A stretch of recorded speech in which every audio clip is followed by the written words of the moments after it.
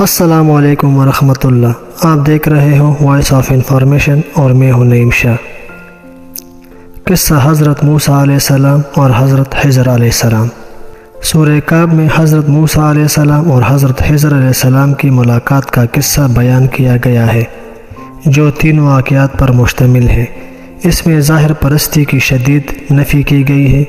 یہ بات واضح کی گئی ہے کہ اللہ تعالیٰ کا ہر کام مصلحت اور حکمت پر مبنی ہوتا ہے۔ ہمیں ہر حال میں اللہ تعالیٰ کے فیصلے پر راضی رہنا چاہیے اور شکوہ شکایت نہیں کرنی چاہیے۔ حضرت موسیٰ علیہ السلام سے ایک سوال۔ حضرت موسیٰ علیہ السلام اپنے قوم بنی اسرائیل کو خطبہ دے رہے تھے کہ کسی نے آپ صلی اللہ علیہ وآلہ وسلم سے ایک سوال کیا کہ اس وقت سب سے بڑا عالم کون ہے؟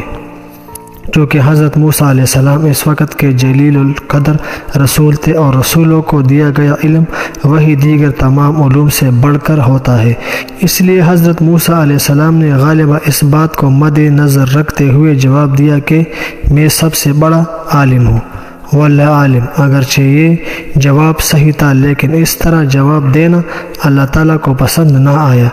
حضرت موسیٰ علیہ السلام کو جواب یہ کہنا چاہیے تھا کہ اللہ تعالیٰ ہی کو علم ہے کہ اس وقت سب سے بڑا عالم کون ہے۔ چنانچہ اللہ تعالیٰ نے حضرت موسیٰ علیہ السلام کو علم کے اور گوشے سکھانے کے لیے فرمایا کہ یعنی 2 دریا کے ملنے کی جگہ کے پاس ہمارا ایک بندہ خضر ہے جو خاص علوم میں آپ سے بڑا عالم ہے، ان سے جا کر ملاقات کیجیے۔ اللہ کے حکم پر حضرت موسیٰ علیہ السلام علم کے حصول کے لیے اپنے خاص خادم اور شاگرد حضرت یوشع بن نون کو ساتھ لے کر حضرت خضر علیہ السلام سے ملاقات کرنے کے لیے مجموع بحرین کی طرف سفر پر روانہ ہو گئے۔ حضرت موسیٰ علیہ السلام کے انتقال کے بعد یوشع بن نون علیہ السلام کو اللہ تعالیٰ نے نبوت فرمائی۔ حضرت موسیٰ علیہ السلام نے علم کے حصول کے شوق اور عزم کا اظہار کرتے ہوئے اپنے خادم سے کہا، مجموع بحرین پہنچنے تک ہم مستقل اپنا سفر جاری رکھیں گے۔ اللہ تعالیٰ نے حضرت موسیٰ علیہ السلام سے فرمایا تھا کہ ان کی ملاقات حضرت خضر علیہ السلام سے مجموع بحرین کے پاس ہوگی، اور علامات کے طور پر انہیں بتایا گیا تھا کہ اپنی ٹوکری میں ایک پکی ہوئی مچھلی رکھ لے۔ مجموع بحرین میں جس مقام پر یہ مچھلی زندہ ہو کر پانی میں چلی جائے وہی مقام ہے جہاں حضرت خضر علیہ السلام آپ علیہ السلام کو ملیں گے۔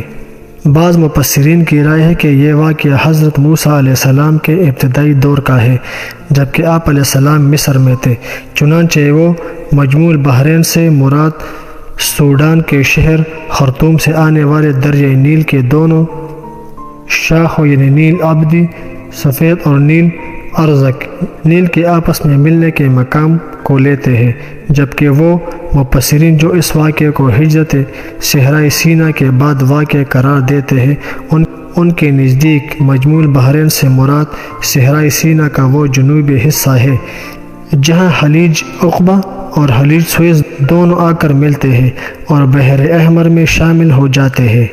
حضرت موسیٰ علیہ السلام نے پکی ہوئی مچھلی حضرت یوشع بن نون علیہ السلام کے حوالے کی اور فرمایا کہ تمہارا کام یہ ہے کہ جب یہ مچھلی ٹوکری سے نکل کر پانی میں جائے تو مجھے بتا دینا۔ حضرت یوشع بن نون علیہ السلام نے کہا کہ یہ تو چھوٹا سا کام ہے۔ چلتے چلتے دونوں ایک پتھر کے پاس پہنچے تو وہاں کچھ دیر آرام کرنے کے لیے لیٹ گئے۔ تھوڑی دیر میں مچھلی حیرت انگیز طور پر معجزانہ طریقے سے ٹوکری سے نکلی اور سرنگ بناتے ہوئے پانی میں چلی گئی۔ مچھلی پانی میں جہاں سے گزرتی وہاں پانی منجمد ہو کر رہ جاتا اور مچھلی کے لیے ایک سرنگ سی بنتی چلی جاتی۔ یہ منظر دیکھ کر حضرت یوشع بن نون علیہ السلام بہت حیران ہوئے اور سوچا کہ حضرت موسیٰ علیہ السلام کو بتا دو، لیکن انہوں نے حضرت موسیٰ علیہ السلام کو نیند سے بیدار کرنا پسند نہ سمجھا۔ جب حضرت موسیٰ علیہ السلام نیند سے بیدار ہوئے تو فوری سفر پر روانہ ہو گئے اور حضرت یوشع بن نون علیہ السلام کو شیطان نے بلا دیا کہ وہ حضرت موسیٰ علیہ السلام سے مچھلی کا ذکر کرتے۔ حضرت موسیٰ علیہ السلام اور حضرت یوشع بن نون علیہ السلام باقی سارا دن اور رات چلتے رہے۔ اگلے دن حضرت موسیٰ علیہ السلام نے اپنے خادم حضرت یوشع بن نون علیہ السلام سے فرمایا کہ ہمارا دن کا کھانا تو لاؤ، اس سفر میں ہمیں بہت تھکاوٹ محسوس ہو رہی ہے۔ جب تک حضرت موسیٰ علیہ السلام مقرر راستے کی طرف بڑھتے رہے انہیں تھکاوٹ محسوس نہیں ہوئی، لیکن جیسے ہی وہ صحیح مقام سے آگے نکلے انہیں تھکاوٹ محسوس ہونے لگی۔ اس وقت حضرت یوشع بن نون علیہ السلام کو یاد آیا اور انہوں نے حضرت موسیٰ علیہ السلام کو بتایا کہ جب ہم پتھر کے پاس آرام کر رہے تھے تو کسی طرح مچھلی اچانک معجزانہ طور پر پانی میں سرنگ بناتی ہوئی غائب ہو گئی۔ حضرت موسیٰ علیہ السلام نے فرمایا کہ اسی جگہ کو تو ہمیں تلاش تھی، چنانچہ دونوں اپنے قدموں کے نشانات دیکھتے ہوئے واپس چلے۔ جب وہ اس پتھر کے پاس پہنچے جہاں مچھلی پانی میں گئی تھی تو وہاں انہوں نے ایک شخص کو چادر اوڑھے ہوئے پایا۔